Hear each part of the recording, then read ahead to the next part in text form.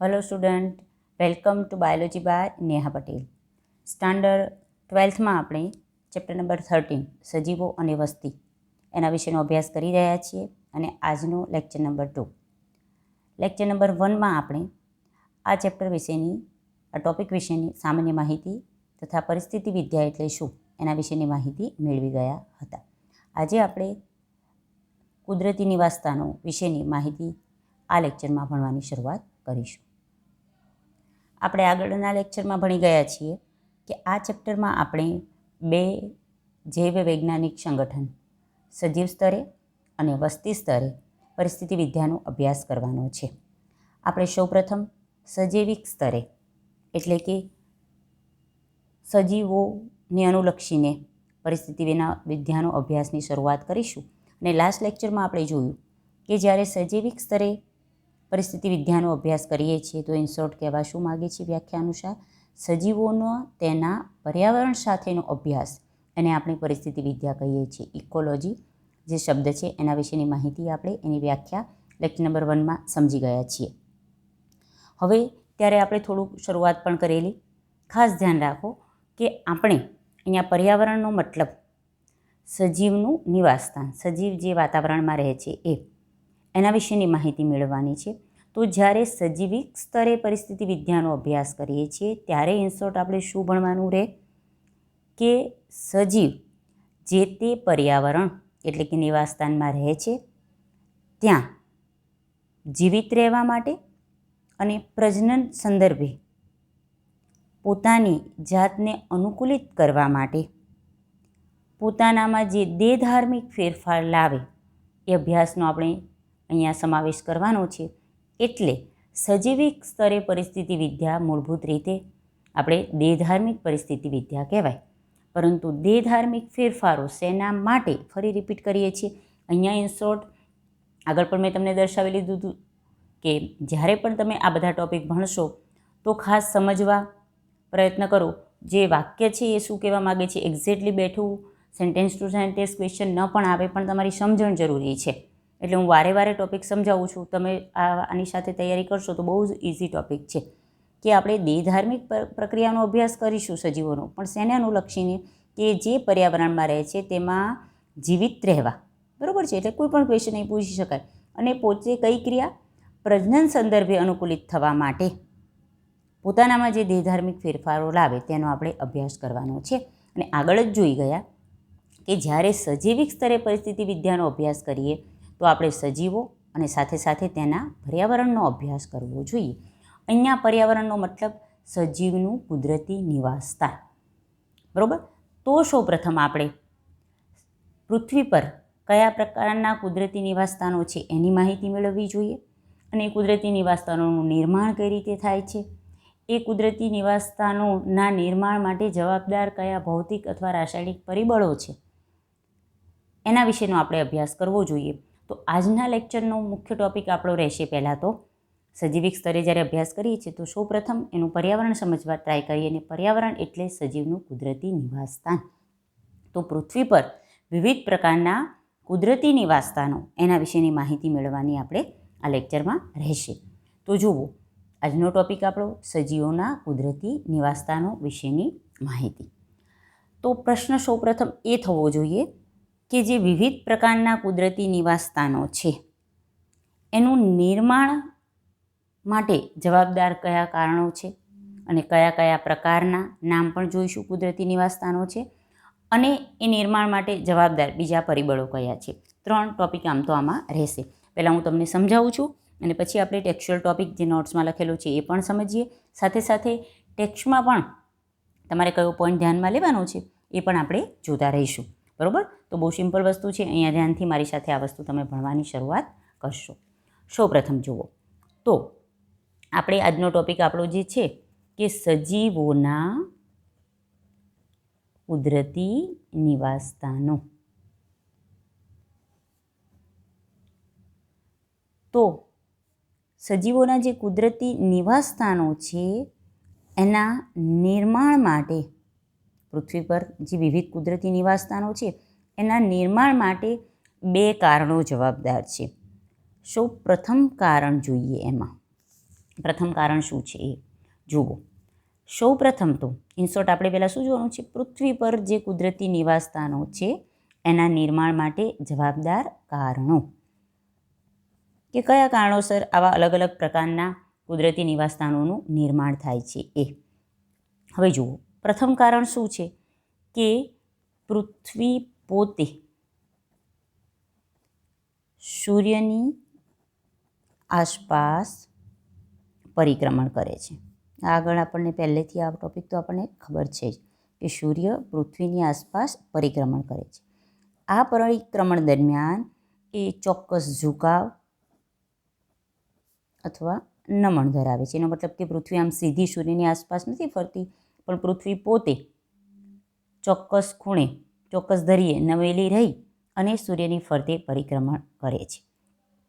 આના કારણે શું થાય કે સૂર્યના કિરણો જે પૃથ્વી પર પડે છે અથવા જેટલા સમયગાળા માટે પૃથ્વી પર એ પડે છે એમાં સતત ફેરફાર જોવા મળે. અને સૂર્ય છે એ કયા પરિબળ માટે જવાબદાર છે, તાપમાન. તો આના કારણે પૃથ્વીનું સૂર્યની આસપાસનું પરિક્રમણ અને પરિક્રમણ દરમિયાન જે પૃથ્વી પોતે થોડી ઝૂકેલી રહેવી, થોડી નમેલી રહેવી, એ બે કારણોસર પૃથ્વી પર સૂર્યના કિરણો એની જે ફેરફાર જોવા મળે અને એના કારણે તાપમાનમાં ફેરફાર જોવા મળે છે. તો તાપમાનમાં કયા ફેરફાર જોવા મળે? તો પ્રથમ તાપમાન છે એની તીવ્રતામાં ફેરફાર જોવા મળે, જેને આપણે ઇન્ટેન્સિટી કહીશું. બરાબર, તીવ્ર તાપમાન પડે અથવા એની તીવ્રતા થોડી ઓછી હોય કે વધારે હોય. તો ઇન શોર્ટ તાપમાનમાં ફેરફાર જોવા મળે છે, પણ તાપમાનમાં પણ આને આપણે વાર્ષિક તાપમાન પણ કહી શકાય. તો વાર્ષિક તાપમાન છે એની તીવ્રતા અને બીજી વસ્તુ કે એની અવધિ. અવધિનો મતલબ કે સમયગાળો, કેટલા સમય માટે આ વાર્ષિક તાપમાન રહે છે એ. તો ઇન શોર્ટ બે, તીવ્રતા અને અવધિ, બે ઘટકમાં ફેરફાર જોવા મળે છે. બરાબર, અને આ બે ઘટકમાં ફેરફારને કારણે શું થાય છે? પૃથ્વી પર જુદી જુદી ઋતુઓનું નિર્માણ થાય છે. તો અહીંયા તમે 2-3 ક્વેશ્ચન સમજવાના છે. પૂછાય કંઈ પણ રીતે શકે, તમે સમજેલા હોય તો સારી રીતે અહીંયા દર્શાવી શકો એક વસ્તુ. બરાબર, આપણે સૂર્યના કુદરતી નિવાસસ્થાન માટે ઘણા બધા પરિબળ, બીજી બે કારણો જોવાના છે. એમાં એક કારણ છે એના વાર્ષિક તાપમાનમાં જોવા મળતો ફેરફાર. આ એક કારણ મુખ્ય છે, એના વાર્ષિક તાપમાનમાં જોવા મળતો ફેરફાર. પરંતુ આ વાર્ષિક તાપમાનમાં ફેરફાર કોના કારણે હોય? તો જે પૃથ્વી સૂર્યની ફરતે પરિક્રમણ કરે અને એ દરમિયાન થોડી નમેલી રહે. આ તાપમાનમાં જે ફેરફાર છે એ કયા પ્રકારમાં ફેરફાર હોય, શેમાં ફેરફાર હોય તાપમાનની? તો તાપમાનની તીવ્રતામાં ફેરફાર હોય અને એના અવધિમાં ફેરફાર હોય. આ વાર્ષિક તાપમાનની તીવ્રતા અને અવધિના ફેરફારને કારણે પૃથ્વી પર જુદી જુદી ઋતુઓનું નિર્માણ થાય. તો અહીંયા ક્વેશ્ચન પૂછાય કે જુદી જુદી ઋતુઓના નિર્માણ માટે શું જવાબદાર છે? તો વાર્ષિક તાપમાનની તીવ્રતા અને અવધિમાં જોવા મળતો ફેરફાર. એક ક્વેશ્ચન અહીંયા સોલ્વ થઈ જાય આ રીતે. બરાબર, બીજું કયું પરિબળ જવાબદાર છે કુદરતી નિવાસસ્થાનના નિર્માણ માટે? બીજું કયું પરિબળ જવાબદાર છે? તો જેને કહેવાય છે વૃષ્ટિપાત. બરાબર છે, પહેલું પરિબળ વાર્ષિક તાપમાનમાં ફેરફાર અને બીજું પરિબળ વૃષ્ટિપાત. અહીંયા પહેલાં તો વૃષ્ટિપાત એટલે શું? એટલે બીજો એક નાનો શોર્ટ ક્વેશ્ચન. વૃષ્ટિપાત એટલે વરસાદ, જેને આપણે રેન કહીએ છીએ, એ પ્લસ બરફ વર્ષા પણનો સમાવેશ થાય. બરફ વર્ષા કે જેને હિમપ્રપાત પણ કહેવાય, જે સ્નોફોલ કહીએ છીએ એ. તો અહીંયા બીજો નાનો ક્વેશ્ચન પણ ખબર પડી જાય કે વૃષ્ટિપાત એટલે વરસાદ સાથે સાથે, એટલે કે પાણીનો જે ફ્લો થાય છે, વોટર ફ્લો, રેઇન ફોરેસ્ટ કહીએ એ, રેઇન કહીએ એ, અને સાથે સાથે બરફ વર્ષા. બરાબર, કારણ કે જે ધ્રુવ પ્રદેશો છે ત્યાં સતત શું થતું હોય? સ્નોફોલ થતો હોય છે. આ બંનેને સંયુક્ત રીતે કયો શબ્દ વપરાય છે? વૃષ્ટિપાત. તો અહીંયા એ પણ ધ્યાનમાં રાખીશું. તો આ બે ઘટક, એક વાર્ષિક તાપમાનમાં જોવા મળતો ફેરફાર અને બીજી વસ્તુ કે વૃષ્ટિપાત, એને કારણે ઘણા બધા વાર્ષિક ફેરફારો જોવા મળે, બરાબર. અને આ વાર્ષિક ફેરફારોને કારણે પૃથ્વી પર મુખ્ય જીવ વિસ્તારો કે જેને કહેવાય વિવિધ કુદરતી જે નિવાસસ્થાનો, એનું નિર્માણ થાય. સમજાયું? તો અહીંયા આપણે એક નાનો ક્વેશ્ચન સોલ્વ કર્યો કે વિવિધ પ્રકારના કુદરતી નિવાસસ્થાનો છે પૃથ્વી પર, સજીવોના પૃથ્વી પરના જે કુદરતી નિવાસસ્થાનો, એના નિર્માણ માટે બે કયા ઘટકો જવાબદાર? જો ક્વેશ્ચન કહેતી જ રહું છું. તો વાર્ષિક તાપમાનમાં જોવા મળતો ફેરફાર અને બીજું વૃષ્ટિપાત. વાર્ષિક તાપમાનમાં ફેરફાર કોને કારણે જોવા મળે? Second question. તો અહીંયા આપણે આ બે વસ્તુ જોયું, એનું પરિક્રમણ સૂર્યની ફરતેનું અને એનો ઝુકાવ. કયા પ્રકારના ફેરફાર જોવા મળે? તો તાપમાનની તીવ્રતા અને એના અવધિ. તાપમાનમાં થતા આ બે ફેરફારને કારણે પૃથ્વી પર જુદી જુદી ઋતુઓનું નિર્માણ થાય. તો થર્ડ ક્વેશ્ચન, પૃથ્વી પર જુદી જુદી ઋતુઓનું નિર્માણ શેના કારણે થાય? તો આ વાર્ષિક તાપમાનમાં જોવા મળતો ફેરફાર, એટલે કે એની તીવ્રતા અને અવધિમાં થતો ફેરફાર. સેકન્ડ કયું મુખ્ય ઘટક જવાબદાર છે? તો વૃષ્ટિપાત. તો ફોર્થ ક્વેશ્ચન કે બીજું કયું ઘટક જવાબદાર છે? તો વૃષ્ટિપાત. ફિફ્થ ક્વેશ્ચન, વૃષ્ટિપાતમાં કોનો સમાવેશ થાય? વરસાદ સાથે સાથે બરફવર્ષા કે જેને જ આપણે હિમપ્રપાત કહીએ. આ બે ઘટકોને કારણે પૃથ્વી પર મુખ્ય જીવ વિસ્તારો અથવા કુદરતી નિવાસસ્થાનનું નિર્માણ થાય છે. ઘણા બધા જૈવ વિસ્તારો પૈકી કેવા કેવા જૈવ વિસ્તારો? જેમ કે અલગ અલગ જૈવ વિસ્તારોમાં આપણે નામ જોઈશું, છતાં ધારો કે રણ વિસ્તાર, બરાબર છે. સેકન્ડ, જેને આપણે મરુપ્રદેશ કહીએ, એકદમ મરુસ્થળ, ડેઝર્ટ કહીએ ઇંગ્લિશમાં જોને, એ. પછી બીજો જૈવ વિસ્તાર વર્ષાવન, રેઇન ફોરેસ્ટ, જ્યાં સતત 12 માસ વર્ષા ચાલુ રહેતી હોય ને એના કારણે જે જંગલોનું નિર્માણ થાય, એ. ટુંડ્ર પ્રદેશ. તો ટુંડ્ર પ્રદેશ એટલે શું? જે પૃથ્વીમાં જે ધ્રુવ, ઉત્તર ધ્રુવ અને દક્ષિણ ધ્રુવ પર જે વૃક્ષવિહીન, વૃક્ષો ન હોય અને બરફથી આચ્છાદિત વિશાળ જમીન વિસ્તાર, એને ટુંડ્ર પ્રદેશ કહેવાય. તો પણ આ પણ ક્વેશ્ચન હોઈ શકે. ટુંડ્ર પ્રદેશ કયા વિસ્તારમાં જોવા મળે? પૃથ્વીના ધ્રુવ પ્રદેશો કે જ્યાં વૃક્ષ હોતા નથી, વૃક્ષહીન વિસ્તાર અને સતત બરફથી આચ્છાદિત સપાટ જમીન વિસ્તાર, એને આપણે શું કહીએ? ટુંડ્ર પ્રદેશો. આપણે બીજા નામ જોવાના જ છે, પણ આના પરથી તમને ખબર પડે કે જો રણ વિસ્તાર છે તો આપણને ખબર છે કે જ્યાં વાર્ષિક તાપમાન વધુ રહે, તીવ્રતા પણ વધી હોય, અવધિ પણ વધારે હોય અને સાથે સાથે વૃષ્ટિપાત જોવા મળે નહીં, એટલે કે વરસાદ ખૂબ જ ઓછો હોય, બરાબર. વર્ષાવનમાં શું હોય? તાપમાન એની અવધિ પણ ઓછી હોય, તીવ્રતા પણ ડાઉન હોય, સાથે સાથે વૃષ્ટિપાતનું પ્રમાણ વધારે હોય, બરાબર. ટુંડ્ર પ્રદેશમાં તાપમાન પણ ઓછું રહે છે, ખૂબ જ ઓછું, તીવ્રતાએ ઓછી, ખૂબ જ અવધિ પણ ઓછી અને સાથે સાથે ત્યાં વૃષ્ટિપાતમાં વરસાદ ન થતાં કોનું પ્રમાણ વધારે રહે? બરફવર્ષાનું. તો ઇન શોર્ટ જુઓ કે આ વાર્ષિક તાપમાન અને વૃષ્ટિપાત એમાં વધઘટ થવાને કારણે વિવિધ પ્રકારના આવા કુદરતી નિવાસસ્થાનોનું શું થાય? નિર્માણ થાય, બરાબર. નેક્સ્ટ આવો પણ ક્વેશ્ચન જે મેં તમને સમજાવ્યો કે ટુંડ્ર પ્રદેશ એટલે શું, તો એ પણ અહીંયા તમે આન્સર તરીકે દર્શાવી શકો, બરાબર. બહુ જ સારી રીતે આ રીતે જો તમે કોઈ પણ ટૉપિક સમજતા જશો તો બહુ ઇઝીલી આ ટૉપિક સમજી શકાય છે, બરાબર. ટેક્સ્ચ્યુઅલ તમારો ટૉપિક જે પેજ નંબર 220 પર આપેલો છે એ અહીંયા નોટ્સ સ્વરૂપે આપણે પહેલાં ફટાફટ દર્શાવી દઉં છું, જે મેં તમને સમજાવી દીધેલું છે. જો નોટ્સમાં અહીંયા આપણે દર્શાવેલું છે કે સજીવોના કુદરતી નિવાસસ્થાનો પર કઈ રીતે, જે આપણે હમણાં સમજાવ્યું એ જ, તાપમાનની તીવ્રતા, એનો અવધિ, શેના કારણે? તો પરિક્રમણ અને ધરીના નમનને કારણે જે ફેરફાર જોવા મળે, એક પોઈન્ટ, બરાબર છે. બીજો પોઈન્ટ છે એ વૃષ્ટિપાત, બરાબર. અને એ બંને સાથે મળી અને વિવિધ પ્રકારના જૈવ વિસ્તારો જેવા કે રણ વિસ્તાર, વર્ષાવન, ટુંડ્ર પ્રદેશ એટલે શું? એનું નિર્માણ કરે, બરાબર. હવે જુઓ અહીંયા આપણે આગળ જોઈશું કે એમાં વરસાદ અને બરફવર્ષાનું સમાવેશ થાય. હવે આ જ્યારે પણ આપણે સમજીએ ત્યારે આગળ આપણે કીધું કે 2 ઘટકને કારણે વિવિધ પ્રકારના જૈવ વિસ્તારોનું નિર્માણ થાય. તો એના માટે આપણે સાથે સાથે ટેક્સ્ચ્યુઅલ ફિગર 13.1 એને પણ રિફર કરવી જરૂરી છે. આગળ પણ મેં કીધું કે તમારે ફિગરને સમજી અને એમાંથી પણ વિવિધ પ્રકારના ક્વેશ્ચન આવી શકે છે. તો પેજ નંબર 220 પર જે ફિગર આવી છે એ પહેલાં આપણે અહીંયા સમજીશું. ચલો અમારી સાથે તમારી ટેક્સ્ટબુકમાં જે 220 પર જે ફિગર આવેલી છે એ સમજવા અહીંયા પ્રયત્ન કરો.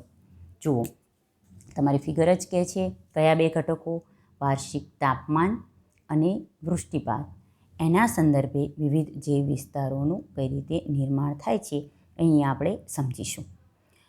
અહીંયા જુઓ કે અહીંયા તમને વાય એક્સિસ પર સરેરાશ વાર્ષિક તાપમાન આપેલું છે. એટલે આમ અહીંયા માઇનસમાં તાપમાન છે, 0 અહીંયા તાપમાનમાં વધારો થતો જાય, બરાબર. 1 સેન્ટીગ્રેડમાં તાપમાન છે. સરેરાશ વૃષ્ટિપાત સેન્ટીમીટરમાં દર્શાવેલો છે. આ સાઈડ જતાં વૃષ્ટિપાતમાં વધારો થતો જાય. તો એને અનુલક્ષીને તમને વિવિધ પ્રકારના જૈવ વિસ્તારોના પહેલાં તો નામ આપેલા છે. એટલે આપણે શું કરીશું કે ફિગર સમજતી વખતે સૌપ્રથમ તો જૈવ વિસ્તાર છે એ ક્યાં કયા દર્શાવેલા છે. જો એક્ઝેક્ટલી આવી જ ફિગર તમારે યાદ રાખવાની ભલે જરૂર નથી, પરંતુ ફિગર એક તમને સમજાવું એના પરથી ખબર પડે કે તમારે પહેલાં તો શું કરવાનું. અહીંયા જે નામ આપેલા છે યાદ રાખવાના કે તાપમાન અને વૃષ્ટિપાતના ફેરફારને કારણે કયા કયા પ્રકારના જૈવ વિસ્તારોનું નિર્માણ થઈ શકે. ક્વેશ્ચન ખબર પડી તો કયા કયા? તો અહીંયા જુઓ, રણભૂમિ, સેકન્ડ તૃણભૂમિ, થર્ડ ઉષ્ણકટિબંધીય વન, ફોર્થ શીતોષ્ણ વન, ફિફ્થ શંકુદ્રુમ વન અને 6 આર્કટિક અને અલ્પાઇન તૃણ. બરાબર છે. તો અહીંયા પહેલાં આપણે આ 6 નામ યાદ રાખીશું. બરાબર. હું જે રીતે કહું છું એ રીતે ખાસ સમજતા રહો. કોઈ પણ એક સમજાવું. જુઓ, પહેલું રણભૂમિ લો તો તમને જોતાં ખબર પડી જશે કે રણભૂમિ છે એ વાય એક્સિસ પર ઉપર દર્શાવેલું છે. એનો મતલબ કે રણભૂમિમાં તાપમાન વધારે જોવા મળે, બરાબર. એક્સ એક્સિસ પર આ સાઈડ છે, નીચે આવે. રણભૂમિમાં સમજાય છે એની વાય અક્ષ આટલી આવે, એક્સ અક્ષિસ ઓછી આવે છે. એક્સ અક્ષિસ ઓછી છે એનો મતલબ કે વૃષ્ટિપાત વરસાદનું પ્રમાણ ઓછું છે. વાય એક્સિસનું પ્રમાણ વધારે છે પ્લસ વાય એક્સિસ પર ઉપરની તરફ છે એનો મતલબ દર્શાવે છે કે અહીંયા તાપમાન વધારે હોય. તો સિમ્પલ ખબર પડી જાય કે રણભૂમિમાં વૃષ્ટિપાતનું પ્રમાણ ઓછું અને તાપમાનનું પ્રમાણ વધારે. બરાબર. જો સિમ્પલ આ રીતે બીજી કોઈ પણ સમજો. એની વિરુદ્ધ એક તમને સમજાવું. જો આ વિસ્તાર આ રીતે લોંગ દર્શાવે છે એનો મતલબ કે અહીં વૃષ્ટિપાતનું પ્રમાણ જુઓ ઘણું ઊંચું રહે છે. સાથે સાથે એ વાય એક્સિસ પર પણ ઉપર દર્શાવેલો ભાગ છે. ઉષ્ણકટિબંધીય વન છે એનો મતલબ કે ત્યાં વરસાદનું પ્રમાણ તો વધારે છે જ, સમજાય છે. આટલો એરિયા કવર થાય છે એનો મતલબ કે વૃષ્ટિપાતનું પ્રમાણ તો વધારે છે જ, સાથે સાથે તાપમાનમાં એ ખૂબ જ ઉપર. જો તો એનું તાપમાન પણ વધારે હોય એટલે ઉષ્ણકટિબંધીય વન કહેવાય. આ રીતે તમે કોઈ પણ ફિગર સમજજો. જો આ વચ્ચેનો ભાગ આવેલો છે શીતોષ્ણ વન, કારણ કે ત્યાં વૃષ્ટિપાત તો છે જ પણ ઉષ્ણકટિબંધીય વન કરતાં ઓછું પ્રમાણ અને સાથે થોડું ઉપર છે એટલે અહીંયા તાપમાન પણ જળવાઈ રહે. અહીંયા જુઓ, આર્કટિક અલ્પાઇન ટુંડ્ર પ્રદેશમાં આપણે કીધું શું હોય છે કે સતત હિમવર્ષા થતી હોય એટલે તાપમાન ઓછું હોય. તો અહીંયા જુઓ કે ટુંડ્ર પ્રદેશ, આર્કટિક અને અલ્પાઇન ટુંડ્ર પ્રદેશ જે તમને દર્શાવેલો છે એમાં અહીંયા જુઓ 0 સુધીમાં સામાન્ય રીતે ત્યાંથી આટલું જ તાપમાન આમાં કવર થાય છે આ પોઈન્ટમાં. એટલે શું દર્શાવે છે કે ત્યાં વાર્ષિક તાપમાન ઘણું નીચું રહે છે, સાથે સાથે વૃષ્ટિપાતનું પ્રમાણ ઓછું. પણ એ ટેમ્પરેચર ઓછું હોવાને કારણે જેટલો પણ વૃષ્ટિપાત થાય એ હિમપ્રપાત એટલે કે બરફ સ્વરૂપે રહે. એટલે સરસ સપાટ બરફથી છવાયેલા મેદાનો તમે ત્યાં જોઈ શકો. એ જ રીતે શંકુદ્રુમ જંગલો માટે છે. એટલે ફિગરનો આકાર જરૂરી નથી, પણ આ રીતે ફિગર સમજો તો અહીં તમને ઘણા બધા ક્વેશ્ચન સમજી શકાય, ખબર પડે છે. તો આ રીતે અહીંયા આ ટેક્સ્ચ્યુઅલ ફિગર 13.1 પણ આપણે સાથે સાથે સમજતા રહીશું. બરાબર. હવે જુઓ, આપણે જે મુખ્ય જૈવ વિસ્તારો છે આ તમને શું કહે છે, આ પૃથ્વી પરના મુખ્ય જૈવ વિસ્તારોના નામ આપેલા છે. ખાસ ક્વેશ્ચન યાદ રાખજો. ફરી પાછું, પૃથ્વી પરના મુખ્ય જૈવ વિસ્તારોના નામ આપો તો રણભૂમિ, તૃણભૂમિ, ઉષ્ણકટિબંધીય વન, શીતોષ્ણ વન, શંકુદ્રમ વન અને આર્કટિક આલ્પલાઇન ટુન્ડ્ર. કેટલા નામ થયા? 6 નામ યાદ રાખવાના. હવે તમને એમ કહે છે કે જે જૈવ વિસ્તારો આપણે આજે જોયા એમાં પણ એરિયા વાઇઝ જાઓ તો થોડું ઘણું કુદરતી નિવાસસ્થાનમાં વિવિધતા જોવા મળે. તો એમાં ક્ષેત્ર અને સ્થાનિક વિભિન્નતા. ધારો કે તમે રણભૂમિમાં જાઓ તો રણમાં પણ અલગ અલગ જગ્યાએ અલગ અલગ એરિયામાં જતાં તાપમાનમાં ફેરફાર જોવા મળે. બરાબર છે. ઉષ્ણકટિબંધીય વનમાં જુઓ, આટલાથી આટલો એરિયા છે તો તમે જોઈ શકો કે ભલે ત્યાં તાપમાન થોડું સ્ટેડી રહે છે, પણ અહીંયા વાર્ષિક વૃષ્ટિપાતનું પ્રમાણ થોડું ઓછું હોય, અહીં વધારે હોય, અહીં જતાં વૃષ્ટિપાતનું પ્રમાણ ખૂબ જ વધારે થઈ જાય. તો ત્યાં દરેક જે વિસ્તારમાં પણ એના રીજન વાઇઝ એટલે ક્ષેત્રીય અને સ્થાનિક ભિન્નતા પણ જોવા મળે અને એના કારણે પણ અલગ અલગ પ્રકારના કુદરતી નિવાસસ્થાનોનું શું થાય? નિર્માણ થાય. આ ખબર પડી છે. હવેનો ટોપિક શેના પર જઈશું? ભારતમાં. ખાસ ધ્યાન રાખજો, આ તમને વિશ્વના બધા ટોટલ ઓલ ઓવર કીધા છે. હવે આપણે ભારતમાં મુખ્ય જે વિસ્તારો કયા, તો એના પર જઈએ. એમાં 4 નામ આપેલા છે, એ 4 નામ યાદ રાખીશું. બરાબર, સિમ્પલ ટોપિક છે. ચલો હવે આપણે કુદરતી નિવાસસ્થાનોના ટોપિકમાં અહીંયા આગળ વધીએ. જુઓ, કુદરતી અથવા જે નૈસર્ગિક નિવાસસ્થાનોમાં જોવા મળતી વ્યાપક વિવિધતા. બરાબર, આ જે કુદરતી નિવાસસ્થાનો છે એમાં કેવી વિવિધતા જોઈ શકાય એ પોઈન્ટ અહીંયા આપણે સ્ટાર્ટ કરીશું. બહુ સિમ્પલ અને સરસ ટોપિક છે. ચલો જુઓ, દરેક જે વિસ્તારની અંદર પણ પાછી ક્ષેત્રીય રિજનલ અને સ્થાનિક વિભિન્નતા સર્જાય અને એના કારણે નૈસર્ગિક નિવાસસ્થાનોમાં પણ વિવિધતા જોવા મળે. નૈસર્ગિક નિવાસસ્થાનોનું નિર્માણ તો થાય જ છે, પણ આટલા બધા અલગ અલગ પ્રકારના નૈસર્ગિક નિવાસસ્થાનો જે બને છે એના માટે કયું ઘટક જવાબદાર છે? તો જુઓ કે દરેક જે વિસ્તારની અંદર પણ ક્ષેત્રીય, ક્ષેત્રવાઇઝ અને ત્યાંની સ્થાનિક વિભિન્નતા જોવા મળે છે અને એના કારણે નૈસર્ગિક નિવાસસ્થાનો, કુદરતી નિવાસસ્થાનો જે કહીએ છીએ એની વ્યાપક વિવિધતાનું શું થાય? નિર્માણ થાય છે. હવે જે આપણે પોઈન્ટ પર હતા કે ભારતના મુખ્ય જૈવ વિસ્તારો, ખાસ ધ્યાન રાખીશું. મેં તમને હમણાં ફિગરમાં સમજાવ્યું. એ વિશ્વના મુખ્ય જૈવ વિસ્તારો હતા, પૃથ્વી પરના મુખ્ય જૈવ વિસ્તારો. અહીંયા ભારતના મુખ્ય જૈવ વિસ્તારો અને એના માટે તમારે ફિગર નંબર 13.2 દર્શાવેલી છે અને એમાં તમને ફોટોગ્રાફ આપેલા છે A, B, C અને D. પણ આપણે એ 4 નામ યાદ રાખીશું. ખાસ ઇમ્પોર્ટન્ટ ક્વેશ્ચન અહીંયા. તો કયા કયા છે? ઉષ્ણકટિબંધીય વર્ષાવન, શબ્દ જાતિ યાદ રાખવાના રહેશે તમારે. પર્ણપ્રપાતી વન, રણ અને સમુદ્ર તટ. બરાબર, તો આ 4 નામ યાદ રાખવાના રહેશે. ભારતના મુખ્ય જૈવ વિસ્તારો કયા? નાના ક્વેશ્ચન માટે પણ અને MCQ માટે પણ. સિમ્પલ ટોપિક છે. બરાબર છે. હવે જુઓ કે આપણને એમ થાય, આપણો મેઇન ટોપિક અત્યારે કયો ચાલુ કર્યો છે આપણે? કુદરતી અથવા જે નૈસર્ગિક નિવાસસ્થાનો એમાં કેટલી વ્યાપક વિવિધતા જોવા મળે છે. ખૂબ વિવિધ પ્રકારના હોય છે. આપણે આ 4 નામો તો જોયા. તો એવું નથી કે પૃથ્વી જે આખી ગ્રહ છે એના પર, આ તો આપણે ભારતમાં 4 નામ જોયા, પછી એ જ રીતે હમણાં જે 6 નામ જોયા એ પૃથ્વી પરના વિવિધ જે વિસ્તારોના નામ જોયા. પરંતુ તમે જુઓ, એવું જરૂરી નથી એમ કહે છે કે એમ ચોક્કસ એરિયામાં કે જે સજીવ ત્યાં રહે છે એને અનુકૂળ વાતાવરણ હોય એવામાં જ રહે. અમુક જગ્યા તો આપણને એવી લાગે કે અહીંયા કઈ રીતે જીવન શક્ય હશે, ત્યાં પણ સજીવ જીવંત રહે છે. બરાબર, તો અહીંયા તમને કહે છે કે પૃથ્વી ગ્રહ પર સજીવ જીવન ફક્ત થોડાક અનુકૂળ નિવાસસ્થાનો પૂરતું જ નથી. એવા એરિયા નહીં કે જે એને જીવવા માટે અનુકૂળ હોય, ત્યાં જ એનું જીવન મર્યાદિત નથી. અતિશય સખત અને કઠોર એટલે એક્સ્ટ્રીમલી હાર્શ જે નિવાસસ્થાનો છે કે જ્યાં પરિસ્થિતિ ખરેખર તો સજીવના જીવન માટે વિપરીત પરિસ્થિતિ હોય, ત્યાં પણ સજીવનું જીવન અસ્તિત્વ ધરાવે છે. આપણે આપણો ટોપિક જે વ્યાપક વિવિધતા છે એના પર જઈ રહ્યા છીએ. તો હવે પૃથ્વી પરની જ વાત થાય છે. ખાસ ધ્યાન રાખજો કે પૃથ્વી પરના આવા નિવાસસ્થાનોનું લિસ્ટ જોઈએ. કેવા? કે જ્યાં ખરેખર એકદમ નોર્મલ અથવા અનુકૂળ નિવાસસ્થાન નથી સજીવના જીવન માટે, હાર્ડ હોય જીવન, ત્યાં પણ સજીવ જીવિત રહી શકતું હોય એવા વિવિધ નિવાસસ્થાનોનું આપણે નામ જોઈએ. એટલે આપણો ટૉપિક જે છે એ અહીંયા સક્સેસફુલી આપણે પૂરો કરી શકીએ કે કેટલી વિવિધ પ્રકારની વિવિધતા જોઈ શકાય છે.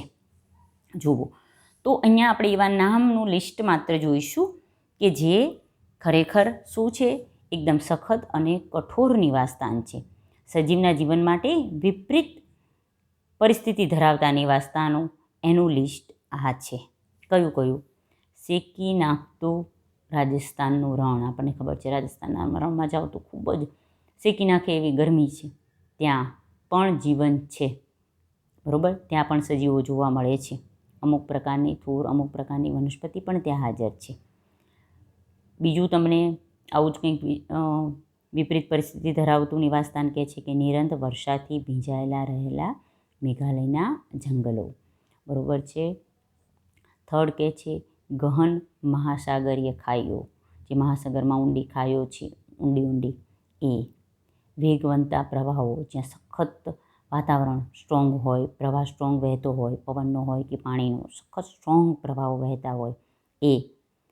બારેમાસ બરફથી ઠરી ગયેલા ધ્રુવ્ય વિસ્તારો, જે આપણા ધ્રુવ છે, ઉત્તર ધ્રુવ, દક્ષિણ ધ્રુવ પર જે પ્રદેશો આવેલા છે, આર્કટિકને બધા ખંડો કે જ્યાં બારેમાસ બરફ છવાયેલો રહેતો હોય એ. ઊંચા પર્વતીય શિખરો, આપણને ખબર છે કે જેમ હાઇટ પર જતા જઈએ છીએ તેમ તાપમાનમાં ફેરફાર થતો જાય છે, ઓક્સિજનના લેવલમાં પણ ફેરફાર થતો જાય છે, તો ત્યાં પણ જીવન છે, એટલે કે સજીવોની હાજરી છે. ઉકળતા ગરમ પાણીના ઝરણા, બરાબર છે, જે બોઇલિંગ વોટર થર્મલ સ્ટ્રીમ કહીએ. ગરમ પાણીના ઝરા આપણે અહીંયા ભારતમાં અને ગુજરાતમાં પણ જોઈ શકાય છે વિવિધ પ્રકારના. તો ત્યાં પણ અમુક સૂક્ષ્મજીવોની હાજરી જોઈ શકાય. આપણને એમ થાય કે સૂક્ષ્મજીવો, તમે ગરમ પાણી કોઈ પણ ઉકાળો 100 સેન્ટીગ્રેડ તાપમાનથી વધારે એટલે સૂક્ષ્મજીવો નાશ પામી જાય, પરંતુ ગરમ પાણીના ઝરા, બરાબર, એ પાણીમાં, ઉકળતા પાણીમાં પણ અમુક સૂક્ષ્મજીવોની હાજરી જોવા મળી, તો એનો મતલબ કે એકદમ વિપરીત પરિસ્થિતિ કહેવાય. સામાન્ય રીતે એને થર્મોસ્ટેબલ ઘટકો સજીવો કહીએ છીએ, કે ઊંચું તાપમાન પણ સહન કરી શકે છે. તો એ પણ એવા સજીવોનું કુદરતી નિવાસસ્થાન છે. દુર્ગંધ મારતી સેન્દ્રિય ખીણો, બરાબર. ઇવન એ તો છે જ કે આપણું જે આંતરડા છે એ પણ સૂક્ષ્મજીવોની હજારો જાતિઓનું અજોડ નિવાસસ્થાન છે. તો અહીંયા આપણે સિમ્પલ લિસ્ટ જોયું કે એવા નિવાસસ્થાનો કે જે વિપરીત પરિસ્થિતિ ધરાવતા હોય. તો આના સાથેનો એક બીજો નાનો ટૉપિક કે કુદરતી અથવા નૈસર્ગિક નિવાસસ્થાનોમાં જોવા મળતી વિવિધતા, એના વિશે આ સિમ્પલ આપણે આ નોટ્સ અહીંયા તૈયાર કરેલી છે. નેક્સ્ટ આપણે જોઈએ કે આટલી બધી જે વિવિધતા જોવા મળે છે, બરાબર છે, એ વિવિધતા માટે કયા પરિબળો જવાબદાર છે ખબર પડે છે. આપણે એમ કીધું કે આ બધી ઘણી બધી વિવિધતા જોવા મળે છે, તો આ કુદરતી નિવાસસ્થાનોમાં જોવા મળતી વિવિધતા માટે કયા પરિબળો જવાબદાર છે? તો જુઓ, પરિબળો કે જેને કહેવાય, આ તમારો ક્વેશ્ચન છે, નેક્સ્ટ પોઈન્ટ છે. પરિબળો કે જેને કહેવાય કી એલિમેન્ટ્સ કે ચાવીરૂપ તત્વો, કે જે વિવિધ જે નિવાસસ્થાનો છે તેની ભૌતિક કે રાસાયણિક સ્થિતિમાં જોવા મળતી વિવિધતાનું શું છે? કારણ છે. ઇન શોર્ટ, કુદરતી નિવાસસ્થાનમાં જોવા મળતી વિવિધતા, આગળ આપણે આ જોઈ, એ વિવિધતા માટે જવાબદાર પરિબળો કયા? આ ક્વેશ્ચન અહીંયા આપણે સોલ્વ કરીશું, બરાબર. કેવું સિમ્પલ સરસ ટૉપિક છે. તો એના પર જઈએ.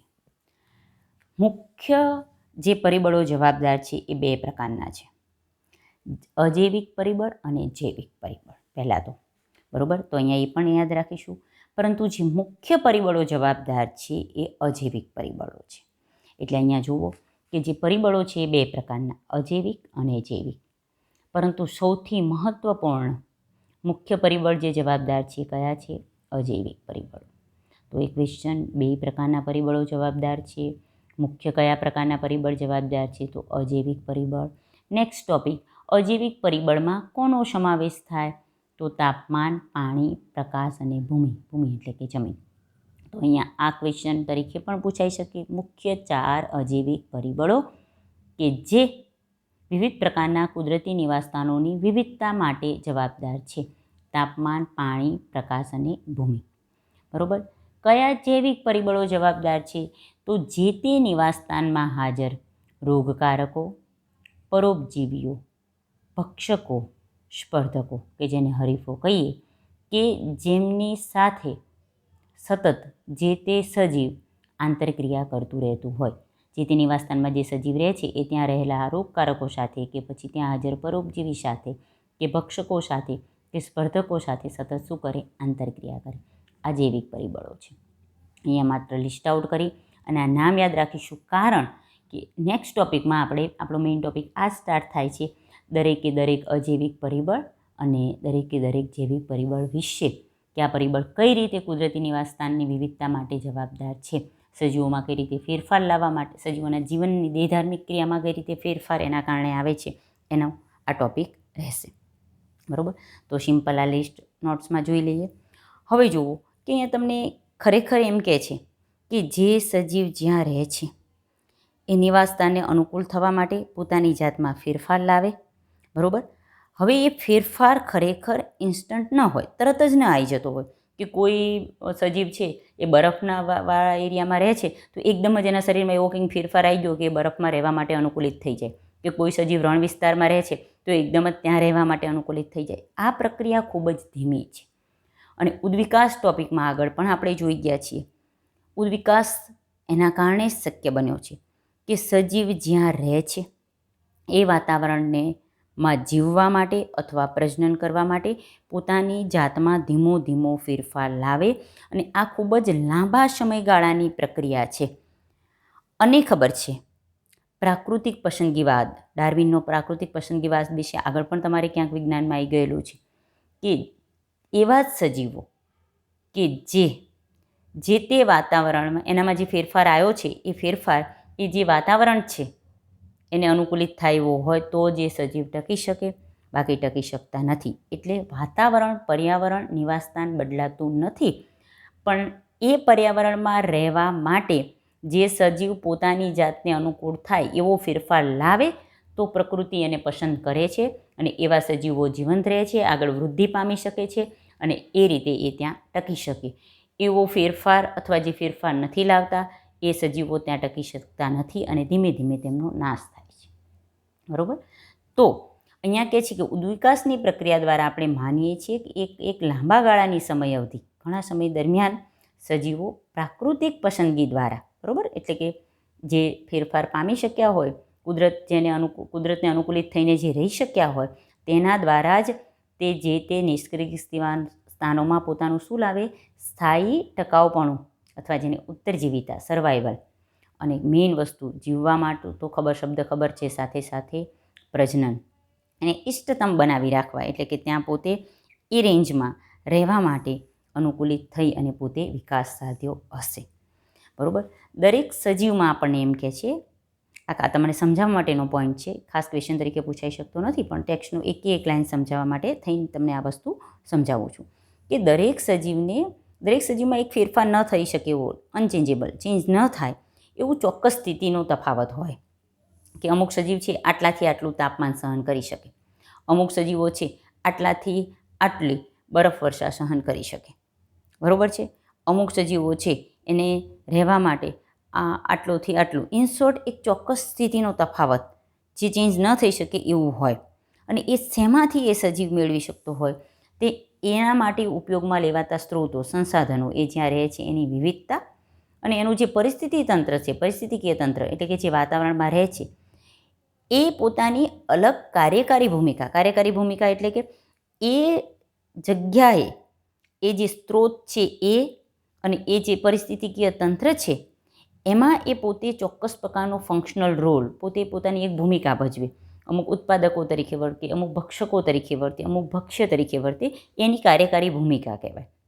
બરાબર? આ બધું એક સાથે મળી અને સજીવ પોતે પોતાની ચોક્કસ પ્રકારની જીવન પદ્ધતિ રચે છે. આ તમને આગળ સમજશું એમ ખબર પડશે જ. કે જુઓ, તમે કોઈ એક જંગલ લઈ લો તો એમાં ધારો કે સિંહ છે તો એ શેના તરીકે હોય? એની કાર્યકારી શેના તરીકે? પોતે કઈ પ્રકારની જીવન પદ્ધતિ હોય? એની જીવન પદ્ધતિ રચવા માટે એની કાર્યકારી ભૂમિકા શું હોય? તો એ કેવો હોય? ભક્ષક હોય. તો સામે એમાં રહેતું હરણ ત્યાં ભક્ષ્ય તરીકે રહેતું હોય. હવે એ જ જંગલમાં જુઓ કે જે વનસ્પતિઓ છે એ ભક્ષ્ય તરીકે વર્તતી હોય. કોના માટે? હરણ માટે. તો હરણ એ સમયે ભક્ષક હોય, કારણ કે હરણ છે એ વનસ્પતિનો ખોરાક. તો પરિસ્થિતિ પ્રમાણે એનું કાર્યકારી ભૂમિકા બદલાય અને એ પ્રમાણે એની જીવન પદ્ધતિ પણ બદલાય છે. બરાબર? તો આ 2 પોઈન્ટ માત્ર સમજવા માટે થઈને તમને આ રીતે સમજી શકશો. તો આના સાથે આપણે સજીવોના કુદરતી નિવાસસ્થાનો વિશેની માહિતી આ લેક્ચરમાં પૂરી કરીએ છીએ. નેક્સ્ટ લેક્ચરથી આપણે જે તે સજીવના આ વિવિધ પરિબળો ભણવાની શરૂઆત કરીશું. તાપમાન, પછી પાણી, પછી પ્રકાશ, પછી ભૂમિ. બરાબર? સિમ્પલ આ રીતે ટોપિક જાય છે. પછી એના રોગકારકો, પરોપજીવીઓ, ભક્ષકો અને સ્પર્ધકો. આ રીતે ટોપિક પૂરો થાય એટલે આપણે એક સ્તરે, સજૈવિક સ્તરે પરિસ્થિતિ વિદ્યાનો અભ્યાસ પૂરો થઈ જાય. પછી વસ્તી સ્ટાર્ટ કરીશું. તો નેક્સ્ટ લેક્ચરમાં આપણે અજૈવિક પરિબળો ભણવાની સ્ટાર્ટ કરીશું અને એમાં પહેલું અજૈવિક પરિબળ તાપમાન વિશેની માહિતી મેળવીશું. આની સાથે તમારે ટેક્સ્ટ બુકમાં પેજ નંબર 220 અને પેજ નંબર 221 પરનો જે મુખ્ય અજૈવિક પરિબળ પહેલાંનો જે ટોપિક છે અહીંયા પૂરો થાય છે. નોટ્સમાં પણ જોઈ લેવો, લેક્ચર પણ સાંભળી લેવો અને ટેક્સ્ટ બુકમાંથી પણ વાંચી લેશો તો ઇઝીલી એકવાર આટલું વાંચો. કઈ રીતે ક્વેશ્ચન પૂછાય એની હિન્ટ્સ મેં આપેલી જ છે એટલી વસ્તુ યાદ રાખશો તો ઇઝીલી આ ટોપિક તમને આવડી જશે. તો આજનો લેક્ચર આપણે અહીંયાની સાથે પૂરો કરીએ છીએ. જય હિન્દ.